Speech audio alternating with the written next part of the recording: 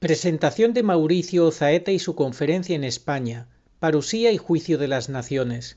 Valencia, 31 de marzo 2022. Madrid, 2 de abril 2022. Por supuesto, pero la parte central, crucial del Apocalipsis está a punto de comenzar a desatarse en cadena. Hay que dedicarle mucho tiempo al Apocalipsis, es un libro maravilloso, muy mal entendido, muy mal interpretado. La gente le tiene miedo cuando es un libro que debe llenarnos de esperanza. Además es el libro más eucarístico de la Biblia y es un libro que nos habla de una boda y de un rescate. A mí se me ocurrió decir hace como un año en una conferencia en México sobre este tema que de aquí a la parucía podíamos estar aprendiendo de manera constante, creciendo en conocimiento en ese tema mes a mes hasta que ocurra. O sea, es un tema que no tiene fondo, como lo es la Biblia, que es una mina sin fondo. Tú nunca vas. ¿Cómo se reduce un poco la incertidumbre hacia el futuro? Conociendo lo que va a pasar. ¿Y dónde está lo que va a pasar? En las Sagradas Escrituras. Entonces, le dedicamos más tiempo a la Biblia porque eso nos llena de esperanza y menos tiempo a las noticias y a las redes sociales que nos llenan de zozobra. Es muy posible que ese acuerdo de paz, ese firma alianza, ese pacto con muchos que marca el inicio de la semana 70 de Daniel y en la cual se manifiesta el anticristo como un buen hombre, como un benefactor, como un salvador de la humanidad, no esté a la vuelta de la esquina como muchos piensan. Es posible que todavía falte un año y medio. Dos de las personas con las que yo trabajo están convencidas y lo han encontrado por distinta vía en la Biblia, por distintos caminos. La semana 70 de Daniel iría del 2023 al 2030. Eso no es cronología mía, no es mi hipótesis cronológica, es de ellos.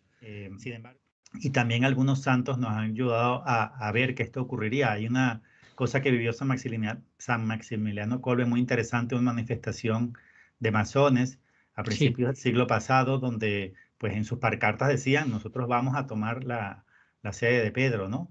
Y también María varias veces, tanto en la Salet como en Fátima, anunció pues que la silla de Pedro iba a ser tomada por el maligno, ¿no? En la Salet. Es difícil estar un día entero escuchando a alguien, pero el tema es tan apasionante que no se hace ni largo ni aburrido. Pues no lo digo yo, pues si lo dijera yo estaría mal, ¿no?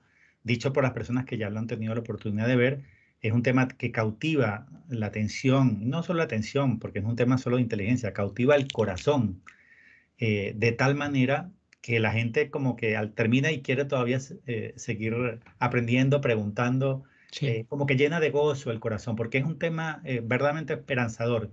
Y como estamos en un tiempo de oscuridad, de nubarrones de guerra, de tensión y de muchas personas que se dedican a infundir miedo, ¿no?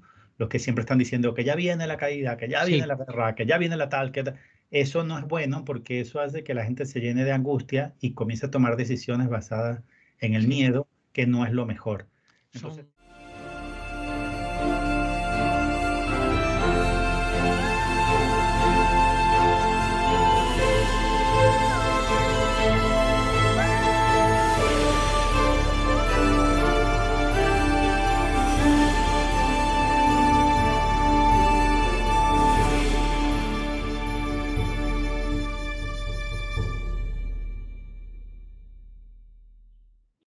muy buenas, saludos cordiales en Cristo y María.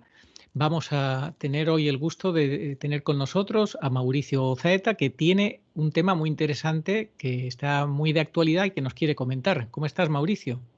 hola Arturo, un gran saludo desde Medellín, en Colombia. Es siempre para mí un gran gusto hacer vídeos contigo y pues hace tiempo que no conversamos. Estaba yo un poquillo ocupado entre el tema que llevo año y medio desarrollando y pues viajes a dar conferencias, entonces estaba un poco ocupado y por eso no había tenido el agrado de hacer algo nuevo contigo en un buen tiempo. Así que feliz de estar nuevamente aquí contigo, con todos los que te escuchan. Bueno, entonces, ¿qué es lo que hoy nos quieres compartir especialmente? Llevo un poco más de un año, año y medio trabajando en un tema que es crucial y que todos, pienso yo, los católicos debemos invertirle tiempo, porque a medida que se aproxima y sabiendo que lo vamos a vivir, pues no podemos dejarlo como algo secundario. Es el tema de la parucía y lo relacionado con la misma, el arrebatamiento, la resurrección de los muertos y todo lo que en su segunda venida va a ser Jesús, ¿no? No solo a vencer sus enemigos, sino también a hacer cielo nuevo y tierra nueva y a finalizar pues su programa de redención con lo que en el Apocalipsis se llama las bodas del Cordero. Entonces es un tema muy importante, mientras más se acerca, más debemos estar preparados, perdón, para la parucía, y no se le está dedicando suficiente tiempo a ese tema. Y también al libro del Apocalipsis. Está a punto, digamos, de comenzar a cumplirse. Bueno, hay cosas que están ahí que ya se han cumplido, por supuesto, pero la parte central, crucial del Apocalipsis está a punto de comenzar a desatarse en cadena. Hay que dedicarle mucho tiempo al Apocalipsis. Es un libro maravilloso, muy mal entendido, muy mal interpretado. La gente le tiene miedo cuando es un libro que debe llenarnos de esperanza. Además es el libro más eucarístico de la Biblia y es un libro que nos habla de una boda y de un rescate. Entonces llevo un buen tiempo dedicado a este tema. Es un tema hermoso, apasionante, pues a mí me enciende en el corazón una llama de fuego, de amor a Dios y de deseo de rescate, de salvación. Y quisiera tener la oportunidad de compartir ese gozo, esa alegría de haber descubierto este apocalipsis de esperanza. Y la noticia que aprovecho en esta entrevista contigo para transmitir es que así como he tenido la oportunidad de darla en varios países de Latinoamérica y en varias ciudades de este lado del mundo, pues ahora voy a tener la oportunidad de darla en Valencia el 31 de marzo, a final de este mes, y 2 días más tarde en la ciudad de Madrid, el 2 de abril. Parusía y Juicio de las Naciones se titula. Por cierto, has dicho Latinoamérica. Tú sabes que tenemos que decir Hispanoamérica, porque lo otro es de los enemigos. ¿Eh? Ya nos lo han metido ahí en la cabeza. ¿Eh? Bueno, Parusía y Juicio de las Naciones. Ahí en estas conferencias que vas a dar, que vamos a tener el gusto, si Dios quiere, en España, de recibirte, ¿vas a transmitir algo nuevo con respecto a lo que ya has ido transmitiendo en otros países de Hispanoamérica? Sí, algunas cosillas porque el tema no deja de crecer. Prácticamente cada vez que doy la conferencia tiene material nuevo. A mí se me ocurrió decir hace como un año en una conferencia en México sobre este tema que de aquí a la parucía podíamos estar aprendiendo de manera constante, creciendo en conocimiento en ese tema mes a mes hasta que ocurra. O sea, es un tema que no tiene fondo, como lo es la Biblia, que es una mina sin fondo. Tú nunca vas a dejar de sacar tesoro de la Biblia, siempre vuelves y sigues y sigues y sigues sacando tesoros. Pues la parucía es así, es un tema del cual podemos aprender constantemente y todo el tiempo vamos a seguir aprendiendo novedades y cosas interesantes. Entonces la respuesta es sí, tiene material nuevo, no solo bíblico, sino también, por ejemplo, y esto es nuevo también, lo voy a dar por primera vez allá, lo que 4 santos padres de la iglesia, uno de ellos, por cierto, también doctor de la iglesia, hablaron sobre este tema, sobre el arrebatamiento, sobre el rescate anticipado, es decir, que también en la patrística hay tesoros sobre ese tema. Y que aunque la charla está basada en más de un 95% en la Biblia, porque eso es lo que yo hago, es lo que es el estudio bíblico profético, pero siempre es importante también saber qué dijeron algunos santos y algunos otros doctores de la iglesia, como San Bernardo de Claraval y como Santa Faustina Kowalska, algunos aportes también de María Valtorta, etcétera. Pero aparte de eso, los 4 padres que mencioné al principio, y ese doctor que no dije su nombre es San Efrén de Siria, nombrado doctor de la iglesia por Benedicto XV, que tiene un aporte bien significativo a este tema. Entonces, mira, el tema no para de crecer. De hecho, yo en mi canal lo tengo publicado en 4ª edición y ya estoy terminando la quinta versión del mismo estudio. Quiere decir que va evolucionando y creciendo constantemente. Y de hecho, yo invito a Arturo a que todos hagan lo mismo, porque la búsqueda de la verdad es algo que hacemos todos colaboramos, todos participamos. Cualquiera que se ponga a investigar sobre estos temas escatológicos y en particular la parucía y el juicio de las naciones, el arrebatamiento y la resurrección de los muertos, cualquiera que se ponga a investigar y a dedicarle mucho tiempo a eso, va a seguir por su cuenta también encontrando tesoros que los puede compartir con todos, porque como repito, la verdad es algo que entre todos buscamos y a todos nos debe llenar de alegría y de esperanza. A ver, cuando tú vengas a España, Dios mediante, a Valencia y a Madrid, eh, ¿dura un día o varias horas? ¿Cuántas horas dura la charla? Y más o menos. La charla en tiempo efectivo de charla dura 8 horas. Fíjate. Pero claro, como tiene un receso a media mañana, un receso a media tarde, al mediodía también la parada para comer, una introducción al principio, una presentación que se hace básica, pues al final se lleva un día entero, es decir, comenzando a las 9:30 de la mañana y se termina pues casi a las 9 de la noche, un poco antes, ¿no?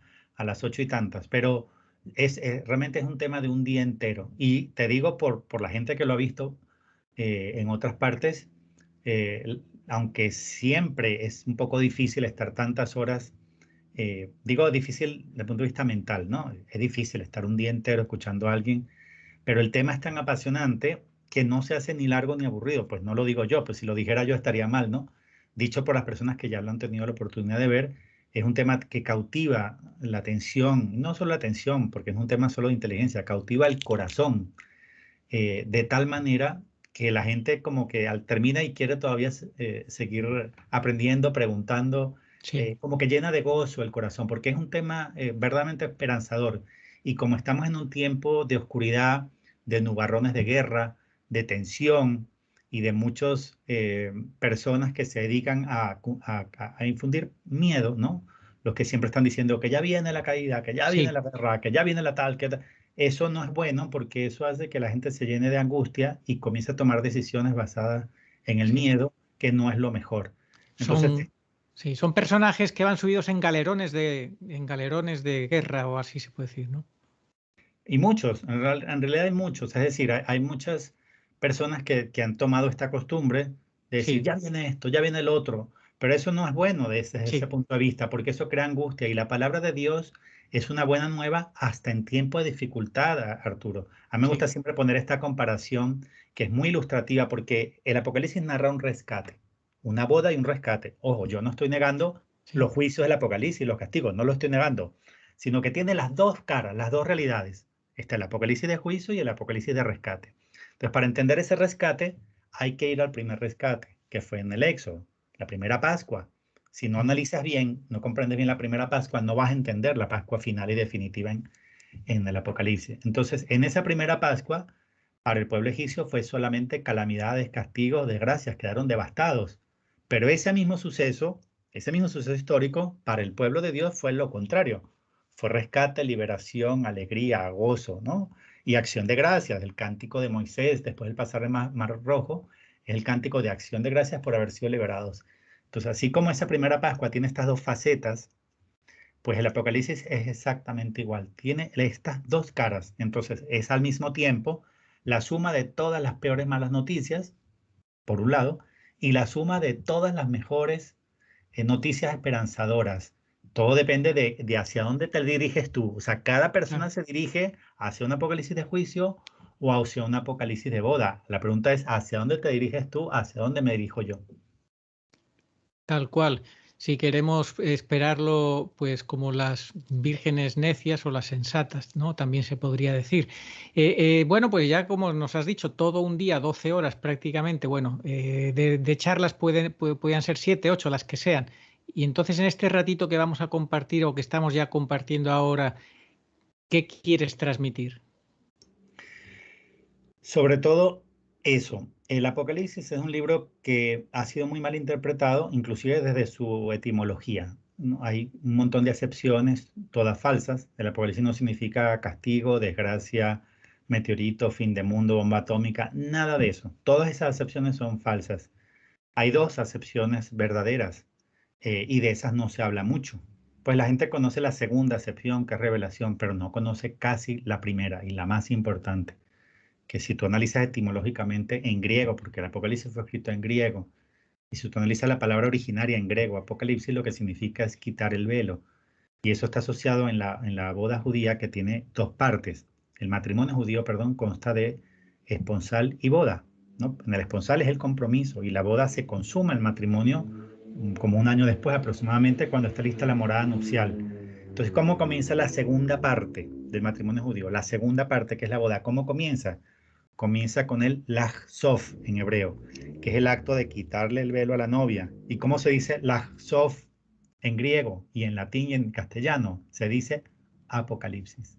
Es decir, el Apocalipsis narra una boda que se completa, que se consuma con esa profecía y que inició hace 2000 años con la primera venida. En la primera venida Jesús hizo el compromiso con nosotros, los esponsales. En los esponsales se pagaba la dote. ¿Y cuál fue la dote que pagó Cristo para la primera fase de la boda, para los esponsales? Pagó el mayor precio que se pueda pagar, la mayor dote inimaginable, imaginable, que es su preciosísima sangre. No puede haber una dote mayor porque no puede haber algo de mayor valor que la sangre de Cristo. Con eso, Él consuma la primera parte esponsal y paga la dote. Y viene 2000 años después a completar. ¿A completar qué? El matrimonio. ¿Con qué? Con la boda. Por eso es que en el Apocalipsis leemos en el capítulo 19 las bodas del Cordero. Alegrados porque han llegado las bodas del Cordero. Entonces, ¿quién se alegra con el Apocalipsis? El que es novia, el que se está preparando como la novia que hacía entre esponsal y boda, embellecerse a sí misma, prepararse, su cuerpo, su tez, su pelo, su cabello, ¿no? ¿Qué hace la novia, la iglesia de Cristo? ¿Qué hacemos nosotros como la novia? Embellecer nuestra alma. ¿Cómo? Oración, ayunos, desarrollar las virtudes cristianas, obviamente cumplir los mandamientos, lo primero, y frecuentar los sacramentos y todas las obras de caridad, que la mayor de todas es, no lo olvidemos, salvar almas, ¿no? Sí. Por encima de las demás. Entonces, ese apocalipsis de boda, de rescate y de esperanza, sin negar el otro apocalipsis de juicio, el que tengo el agrado de ir a compartir en España en este momento donde pues hay tensión por lo que está ocurriendo en Ucrania. La gente comienza a sentir angustia. ¿Será que ya viene todo? ¿Será que ya se nos cae todo encima? Entonces, en ese momento de que incrementa la angustia, el temor por la vida, por la familia, por todo, pues hay que usar la palabra de Dios para contrarrestar con un mensaje de esperanza, porque así dijo Jesús: cuando comiencen a suceder todas estas cosas, erguíos, levantad vuestra cabeza, porque se acerca vuestra liberación. Mientras más se ponga todo peor, más cerca está la liberación. Claro, es que esa es la cosa, que antes de la parusía tenemos que pasar por el reinado del anticristo, y eso a lo mejor es lo que asusta, ¿verdad? Sí, eso es verdad. Hay que vivir esa purificación que necesita tanto el mundo como la Iglesia Católica. Pero se va a demostrar bíblicamente, y también repito, con 4 santos padres de la Iglesia y uno de ellos doctor, que sí existe un rescate anticipado, ¿no? El arrebatamiento es bíblico, es real, no es protestante, es católico. En todas las Biblias católicas está tanto el arrebatamiento de Enoc y de Elías en el pasado, como el arrebatamiento predicho en los evangelios y en las cartas del apóstol San Pablo. Entonces el arrebatamiento es doctrina católica, es real. Sin embargo, la pregunta es, ¿quién puede ser digno de ese rescate anticipado? Pero es bueno entenderlo, es bueno conocerlo, porque uno tiene que esforzarse. Solo Dios sabe quién va a ser digno o no de ese rescate anticipado. Solo Dios lo sabe, pero para nosotros es importante conocerlo, prepararnos e intentar, Arturo, intentar ser dignos de eso. No solo por vivir un rescate, no, es que lo vamos a ver en el estudio, porque los arrebatados participan en la coronación de Cristo Rey en el cielo, y como Rey del universo y también como Rey de la tierra, porque Cristo sí va a ser Rey de la tierra, va a ser, no es todavía. Yo siempre peleo o discuto, confronto a los que dicen que Cristo ya reina en el mundo. No, no, en el mundo reina el malvado, el maligno y sus secuaces, pero Cristo va a ser rey de este mundo. Va a ser, de hecho, se lo declaró a Pilatos cuando le dijo, en las Biblias nuestras, está mal traducida, dicen, mi reino no es de este mundo, pero cuando tú vas a la Vulgata en latín, dice, nunc autem, un reino, o sea, nunc autem significa, mi reino no es todavía de este mundo. ¿Qué significa mi reino no es todavía de este mundo? Esa fue la respuesta verdadera a Pilato. Investíguenlo, está en la Vulgata. Mi reino no es todavía de este mundo, le está diciendo a Pilato que sí va a ser, le está declarando, todavía mi reino no es de este mundo, pero mi reino sí va a ser de este mundo. Nos cuesta mucho aceptar que Cristo sí va a reinar sobre la faz de la tierra, va a ser rey de toda la tierra. Entonces el día de la parusía, que coincide con el arrebatamiento, la resurrección de los muertos, también es el día de la coronación de Cristo Rey, y yo anhelo el arrebatamiento no solo por ser librado de la tribulación, principalmente lo anhelo porque quisiera estar, anhelo, deseo estar en la coronación de Cristo Rey, para coronarlo no solamente con una corona de oro, digamos, ¿no? Que eso, el oro para Dios es nada. Lo queremos coronar con la corona de oro de nuestro amor. Pero para eso primero tenemos que haberle quitado la corona de espinas que cada uno le puso con su pecado. Es decir, yo, Mauricio Zeta, tengo que quitarle la corona de espinas que yo le puse con mi pecado, y si se la quito con una vida en santidad, entonces puedo pretender, aspirar a coronarlo con la corona de oro de mi amor. Wow. Bueno, pues entonces la parusía, tú dices que coincide con el arrebatamiento y también explicabas Y con la resurrección de los justos. y con la resurrección de los justos, que la segunda venida se da en dos fases, ¿verdad? También explicabas esto, esta nueva forma de entenderlo. ¿Lo Y quieres de hecho, comentar?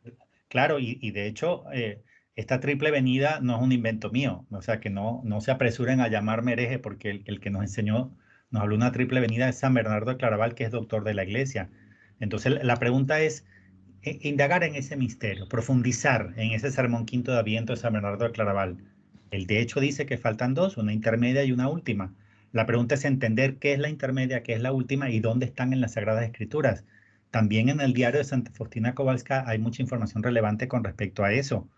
O sea, ella lo dice muy claro, mejor dicho, Jesús se lo revela a Santa Faustina Kowalska de manera clarísima. Antes de venir como justo juez, vendré como rey de misericordia. Y el verbo es venir, o sea, él viene dos veces. Una, primero, como rey de misericordia, y un poco después, vamos a estudiar luego cuánto tiempo después, un poco después, poco después, quiero decir pocos años, viene como justo juez. Entonces también Santa Faustina Kowalska habló de dos venidas pendientes que faltan. Entonces no es un invento mío, lo que yo he hecho es tomar esto que nos dejó San Bernardo de Claraval y que nos dejó Santa Faustina Kowalska y buscarlo en las Sagradas Escrituras. Y los hallazgos bíblicos son impresionantes, son sorprendentes. Vamos a ver cosas como confrontar Mateo 24 con Mateo 25, o de la segunda carta a los tesalonicenses, confrontar el primer capítulo con el capítulo 2. Es bárbaro, es hermosísimo, Arturo, es interesantísimo. Sí hay dos momentos de rescate, también están en Apocalipsis 14. ¿Sabes cómo se llaman ahí? ¿Cómo? La ciega y la vendimia. La ciega y la vendimia. Primero está la ciega y varios versículos más abajo está la vendimia. Y por cierto, si confrontamos esto, Apocalipsis 14, la ciega y la vendimia, con Mateo 13, donde está la parábola del sembrador, recordemos, y lo recordarás muy bien también, que en la parábola Jesús dice que Dios dispone que los buenos y los malos convivan, es decir, el trigo y la cizaña tienen que convivir. ¿Y cómo dice Jesús? Dejadlos crecer juntos hasta la siega. No dice hasta la vendimia, dice dejadlos crecer juntos hasta la siega. Entonces, si en Apocalipsis 14 está primero la siega y luego la vendimia, y Jesús dijo en Mateo 13, dejadlo crecer juntos hasta la siega, significa que la siega es el punto donde Dios separa el trigo y la cizaña. ¿Y qué hace con la cizaña? ¿La manda al fuego eterno? No, la manda a la purificación que se llama la tribulación para intentar salvar todo eso que no fue digno de la siega. Entonces la vendimia no es para condenar, Dios no hace nada para condenar, Dios no hace nada malvado. Dios es bueno, actúa solo con base al amor y actúa solamente con el propósito de salvar. Entonces, los que se quedan en la gran tribulación, que es una mayoría de las personas, claro, porque necesitamos purificación, no es para mandarlos al infierno, al contrario, es para que con el fuego de la tribulación, de la purificación, cuánto logro rescatar, cuánto logro arrebatarle al maligno. Entonces, tanto la ciega como la vendimia son para salvar, solo que son dos maneras de salvarse. Y yo también lo comparo mucho, porque es crucial esta comparación, y ya con eso cierro la respuesta, la de Juan Evangelista versus los otros 10. Se salvaron de dos maneras muy diferentes. Sí. ¿Cómo se salva una persona? Dando testimonio de Cristo. Así es. Nadie se va a salvar sin testificar a Cristo como único Salvador universal.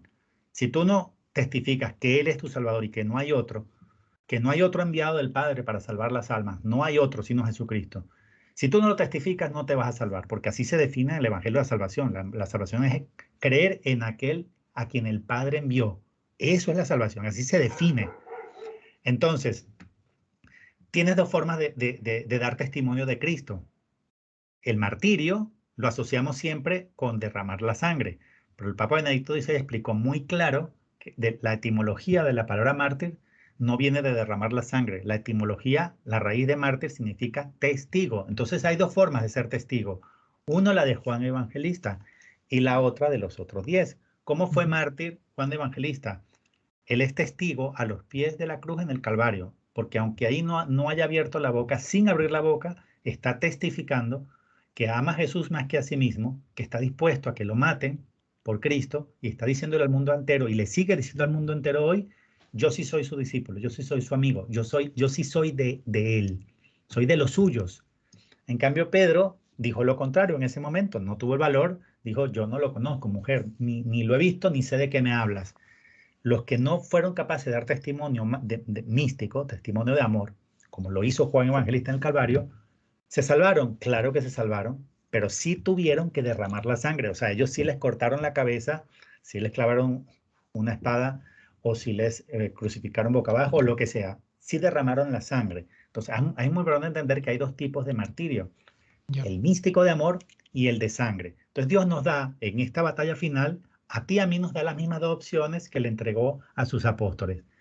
O eres mártir ahora, eres testigo ahora, defendiendo ahora el verdadero Papa, la verdadera Iglesia, la tradición, el magisterio, la comunión solamente de rodillas en la boca, o defiendes el Evangelio inalterado ahora y eres testigo de Cristo ahora, o no te haces digno del rescate anticipado y tienes la oportunidad de salvarte. Claro, como los otros 10 discípulos, de apóstoles, se salvaron, pero dando testimonio por la vía del martirio de sangre, esta vez sí. Entonces, esa comparación es muy importante porque Dios nos da esas mismas dos opciones. Y de hecho dice otro numeral de Santa Faustina Kowal, que me estoy adelantando un poquito, pero ya con esto sí cierro, el 1146, dice: antes de venir como juez justo, yo abro de par en par la puerta de mi misericordia. Pero si tú no quieres entrar por la puerta de mi misericordia, por comodón, por cómodo, ¿no? Porque te hiciste amigo del mundo, porque flaqueó tu fe, como le pasó a San Pedro, si no quieres entrar por la puerta de mi misericordia, aunque yo te abro de par en par esa puerta, si no quieres entrar por la puerta de mi misericordia, entonces te queda otra vía de salvación que se llama la puerta de la justicia. Entonces, eso es así de sencillo, Arturo. Dios nos da esas dos opciones de salvación: la puerta de la misericordia, siendo testigos ahora. Si eres cobarde ahora, te puedes salvar, pero por la puerta de la justicia. Y fíjate que has hablado de eso, de pasar por la puerta de la misericordia, y has hablado del falso papa, y has hablado de ser cómodos, comodones, y podemos hablar del oficialismo, del riesgo de dejarte arrastrar por el oficialismo, por la falsa obediencia al falso papa y la falsa misericordia. ¿Y qué pasa en ese caso? Hay un gran riesgo en ese tema, ¿no? Hay un gran riesgo y, sin embargo, Dios tiene preparados varios eventos y varias cosas que están profetizadas en la Biblia, ayudas celestiales, para que mucha gente que está ahora ciega o siguiendo al falso profeta o comulgando en la mano tenga la oportunidad de salvarse, pero después de purificarse, después de padecer. Por ejemplo, el aviso y el milagro van a ayudar a que la gente abra los ojos. La profetización o la evangelización final de los dos testigos de Apocalipsis 11, esta última ola universal de evangelización de 1260 días, también apunta a eso. Es decir, Dios sí tiene más todas las ayudas que María nos está dando. Imagínate, ¿qué haríamos nosotros los católicos sin la ayuda de la Santísima Virgen, ¿no? Es decir, Dios tiene, bueno, los mismos 10 secretos de Medjugorje y tantas otras cosas que tiene el cielo preparado para que la gente que no tiene ahora el valor y que no ha abierto los ojos, pues lo haga. Pero, claro, por eso hay que volver siempre al mismo ejemplo de Juan versus los otros 10. El que lo hace anticipadamente tiene una vía de salvación distinta, porque Juan de Evangelista fue el único que ni le cortaron la cabeza, ni le clavaron una espada en el pecho, ni lo asesinaron. Es decir, porque no hacía falta, él ya fue testigo, ya fue mártir. Entonces, si tú no quieres tomar esa vía, valiente ahora, tienes otra más dolorosa, por así decir, ¿no? Tienes la oportunidad que tuvo Santiago, que tuvo Pedro, que tuvo Felipe, etcétera, etcétera. Pues mira, tú fíjate que has hablado de la importancia capital de María, de nuestra Madre, como reina de los profetas, y que viene al rescate en muchas mariofanías. En ese sentido, Agustín Aranda, que es uno de mis principales colaboradores, si no el mayor, pues hemos hecho ya más de 20 programas juntos, ha preparado unas catequesis muy interesantes. Él descubrió, analizando los mensajes de Umbe, de Nuestra Señora Pura Dolorosa en Umbe, que formaban una trilogía, en su opinión, con Garabandal, Umbe y Prado Nuevo. Y Umbe lo que nos ayuda es abrir los ojos ante el falso papa. Habla de un papa injusto que no podrá bendecir, que perderá la luz del Evangelio y muchas otras más cosas que son tremendas las que advierte y que, claro, nos hacen pensar que obviamente es que no es un verdadero papa y que estará próximo al tiempo del castigo, habla también. Por tanto, él dedujo, después de mucho cavilar, orar, ayunar, que se refería a Bergoglio. Y entonces hizo una interpretación muy interesante y nos ayuda a entender con esos mensajes de Umbe que este falso papa al que la inmensa mayoría sigue, pues está ahí retratado por la Virgen para advertirnos, para que no seamos arrastrados. Y de hecho el cielo tiene mucho tiempo dando advertencias sobre eso. eh, y también algunos santos nos han ayudado a ver que esto ocurriría. Hay una cosa que vivió San Maximiliano Kolbe muy interesante, una manifestación de masones a Sí, principios del siglo pasado, donde pues en sus pancartas decían, nosotros vamos a tomar la sede de Pedro, ¿no? Y también María varias veces, tanto en la Salet como en Fátima, anunció pues que la silla de Pedro iba a ser tomada por el maligno, ¿no? En la Salet dijo, de hecho, profecía aprobada por la Iglesia, dijo, Roma perderá la fe y se convertirá en la sede del anticristo. Roma, o sea, el Vaticano, se convertirá en la sede del anticristo. Palabras durísimas, poco conocidas o tal vez conocidas, pero poco eh, interpretadas hoy en día, ¿no? Poco asociadas a que estamos ya en esos tiempos, ¿no? Y en Fátima también lo dijo en la parte 3b del secreto, yo le digo 3b, Antonio Socchi la llamaba el cuarto secreto, el nombre es lo de menos, el punto es que además de la visión de Sor Lucia, hay unas palabras proféticas asociadas de María. ¿Y cómo lo sabemos? Lo sabemos de muchas maneras, porque además María reveló esa parte todavía no divulgada por la iglesia, todavía no anunciada oficialmente.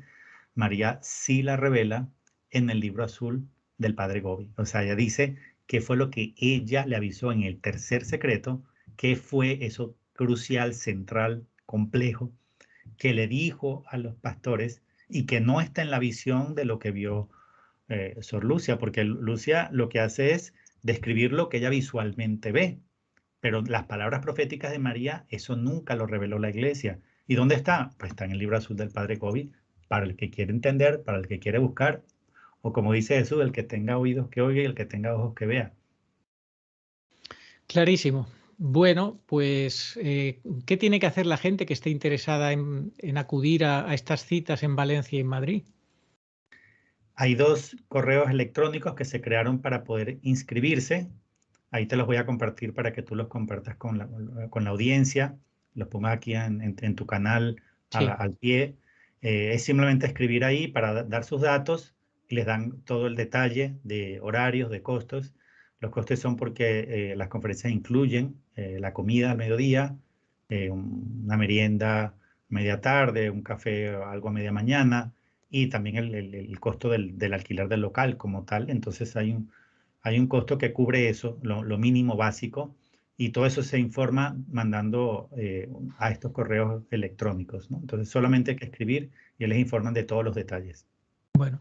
Luego tú me imagino que tendrás alguna de tus obras a la venta, algún libro, alguna cosa, o el que te quiera ayudar de alguna forma, darte algún donativo, algo. Eso ya voluntariamente, el que quiera ayudarte, colaborarte, pues también obviamente lo puede hacer, ¿no? Sí, pues siempre se agradece. Yo en ninguna parte del mundo he cobrado por dar conferencias y de hecho no se puede. Es muy, muy claro el Señor, lo que gratis recibiste, dadlo gratis. Pues yo sí, muchas veces llevo mis libros y la gente pues que quiere me compra un libro y con eso me colabora, pero no es porque haya una parte de la entrada hacia mí. No, eso nunca lo he hecho, nunca lo voy a hacer, no tendría sentido. Y el que quiere colaborar o el que quiere comprarme un libro, pues me hace una ayuda que siempre es agradecible. Bueno, pues no sé, alguna cosa más que creas conveniente comentar.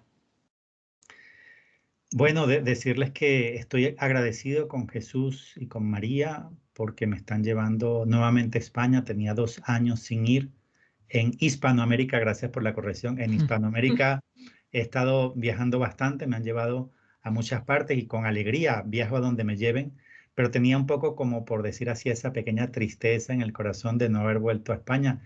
no solo por ser la madre patria y la que nos trajo el cristianismo, el catolicismo aquí a América, sino porque yo también tengo la nacionalidad española, aunque no tengo el acento español, sí tengo la nacionalidad, soy español.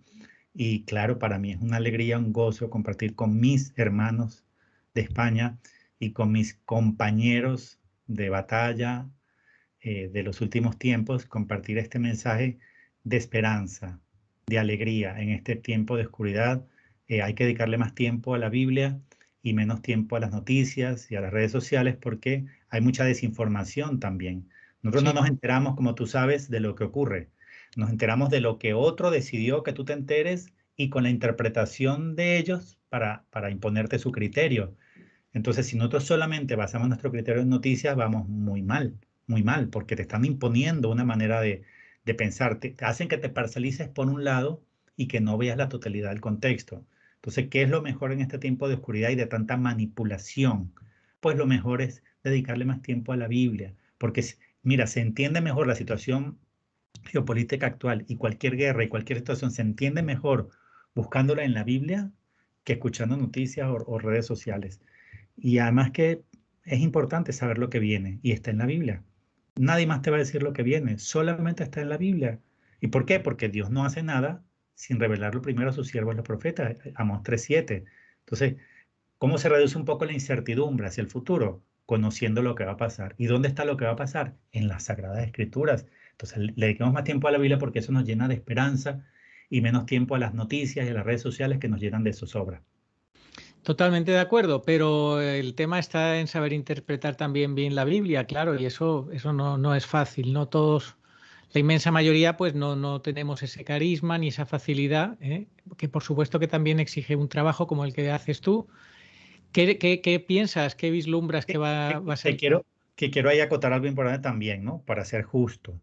El trabajo que yo expongo no es solamente mío, es un trabajo de un equipo de personas dedicadas a las Sagradas Escrituras, a la escatología y en particular, muy especialmente al Apocalipsis, que es uno de los libros más malinterpretados, más desconocidos. Entonces, lo que yo estoy presentando no es, sino podríamos decir así, un rompecabezas donde 4 personas han aportado mucho y yo hice como el armaje final, la puesta en escena, digamos, la parte de presentación, de exposición, de diagramación, pero no es un estudio solamente mío. En la presentación lo digo, quiénes son las personas con las que yo trabajo. Entonces, eso, Ya. eso es muy importante destacarlo. Además, que cuando yo presento una lámina o una idea importante que no es mía, yo digo, esta es de tal persona y esta es de tal persona. O sea, eso de, como se dice acá, ganar indulgencia con escapulario ajeno, eso no está bien. Si uno aprendió algo de alguien, hay que darle crédito a esa persona. Entonces, mi estudio es un estudio de 4 personas. De acuerdo.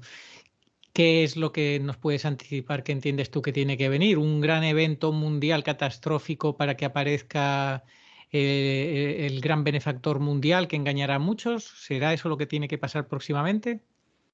Y no está tan próximo como sí, la respuesta es sí y no está tan próximo. Es decir, es muy posible que ese acuerdo de paz, ese firma alianza, ese pacto con muchos que marca el inicio de la semana 70 de Daniel y en la cual se manifiesta el anticristo como un buen hombre, como un benefactor, como un salvador de la humanidad, no esté a la vuelta de la esquina como muchos piensan. Es posible que todavía falte un año y medio. Dos de las personas con las que yo trabajo están convencidas y lo han encontrado por distinta vía en la Biblia, por distintos caminos. La semana 70 de Daniel iría del 2023 al 2030. Eso no es cronología mía, no es mi hipótesis cronológica, es de ellos. Sin embargo, yo sí estoy convencido, eso sí lo puedo asegurar, que no ha comenzado la semana 70. Y en eso yo me confronto con la mayoría de los exegetas de hoy en día que dicen no solo que comenzó, sino que ya estamos en la mitad. Pero ¿cómo estamos en la mitad de algo que no ha comenzado? Entonces, todavía estamos viviendo dolores de parto, o lo que se puede llamar la pretribulación. Todo esto que se ha vivido desde el año 2020 hasta ahora y lo que se está viviendo ahora sigue siendo pretribulación o dolores de parto. Y además, pues no se puede manifestar el anticristo mientras esté vivo el catejón. Eso lo dice la carta a los tesalonicenses. Ya. Entonces, mientras esté vivo el que lo retiene, no se puede manifestar. Entonces, hay que profundizar y que dedicarle más tiempo a la Biblia porque las respuestas más importantes a nuestras preguntas están en la Biblia. Hay que simplemente orar, pedirle ayuda al Espíritu Santo, investigar, amar la Biblia, amar las Escrituras Sí. y dedicarse a sacar tesoros de esa mina sin fondo. A Benedicto lo que pasa que como lo tienen preso en el Vaticano, pues vaya usted a saber si también nos pueden dar gato por liebre y ya es que como lo dijo, y tú sabes que no es santo, no es santo de mi devoción, Monseñor Viganó, pero él dijo hace tiempo que el Vaticano actual se había convertido en una fábrica de mentiras y engaños.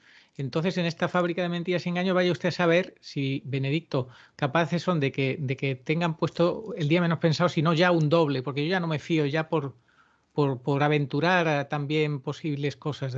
Te puedes esperar cualquier cosa. Y en su Incluso, primera homilía, perdón que te sí, interrumpa, en la primera homilía del papado de Benedicto, él ya dijo, orad para que no huya en medio de lobos. Está declarando indirectamente ahí que él sabía que tomaba el papado en medio de lobos. Y es muy importante recordar siempre que las profecías son muy claras en que él muere con martirio de sangre, es decir, muere asesinado. Lo digo porque mucha gente piensa que está sí, muy viejito, hasta que se muere, ya se va a morir. No, es que él no muere de viejo y no muere de enfermo, él muere asesinado. Y ni muy bueno. siquiera muere en el Vaticano, según las profecías, coinciden todas, o creo que casi todas, que él muere asesinado fuera de Roma. Es decir, el primero ha partido, ha salido de Roma. Ya, muere asesinado. Tú fíjate que hay una profecía, bueno, Olshauser dijo en el siglo XVII creo que fue, que el falso profeta mataría al último papa. O sea que no sé yo si estamos hablando de algo de por ahí, que vaya por ahí los tiros de alguna manera. No, no lo sé. Pero lo que sí sé es que no muere ni de anciano ni de enfermo. Él muere con martirio de sangre. Eso está clarísimo. Bueno, pues nada más. Interesantísimo, como siempre, todo lo que nos compartes. Estaremos muy expectantes para finales de este mes, de marzo, exactamente en Valencia. Va a ser el día 31 de marzo. 31 de Jueves. marzo. 31 de marzo y luego en Madrid, ¿qué El día? sábado 2 de abril. El sábado 2 de abril. Bueno, pues la gente ya habrá visto que hemos puesto el correo electrónico donde se tienen que dirigir para que los organizadores tomen nota y poco más, ¿no? Nada más que añadir, ¿no? No, pues agradecido contigo con esta entrevista y como decía, pues muy contento de poder regresar a España luego de 2 años. Pues muchas gracias. Esperamos que todo vaya bien, que Dios te traiga aquí sano y salvo, todo pues de maravilla, que vaya muy bien y que además hay una cosa que también que es muy interesante y es que la gente va a estos eventos y no solamente disfrutan de tus charlas, sino que disfrutan de conocer personas católicos que piensan como ellos, que sienten como ellos, que compartir todo eso entre mucha gente, pues y hacer amistades, eso siempre es algo muy gratificante, ¿verdad? Ese es un fruto que siempre ha salido de toda esta gira, de todos estos viajes que he hecho. Gente que se conoce, después se hace amiga o hacen grupos de oración. Y hay otro interesante que no quiero terminar el programa sin decirlo. A mí me llevan como que como diciendo, ¿no? Tú has aprendido mucho este tema, ven a enseñarnos sobre estos temas escatológicos tan importantes en los que has profundizado. Pues realmente yo lo veo como que yo también voy a aprender, porque yo dando la conferencia siempre aprendo más. Primero porque me enriquezco de comentarios, preguntas y aportes de la audiencia. En todas partes me ha pasado. Gente que aporta algo que después inclusive entra a formar parte de la presentación. Por eso digo yo que la verdad la buscamos entre todos.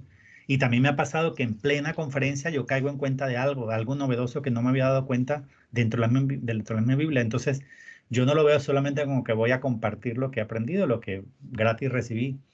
Es que yo cada vez que la doy, que mientras más la sigo dando, más sigo aprendiendo del tema. Es decir, yo también voy a aprender. Y se cumple en ti eso de que el que recibe es el 100 por uno. También, así es. Pues muchas Bueno, gracias, Arturo. Un gran abrazo desde Medellín para ti, para todos los que te siguen.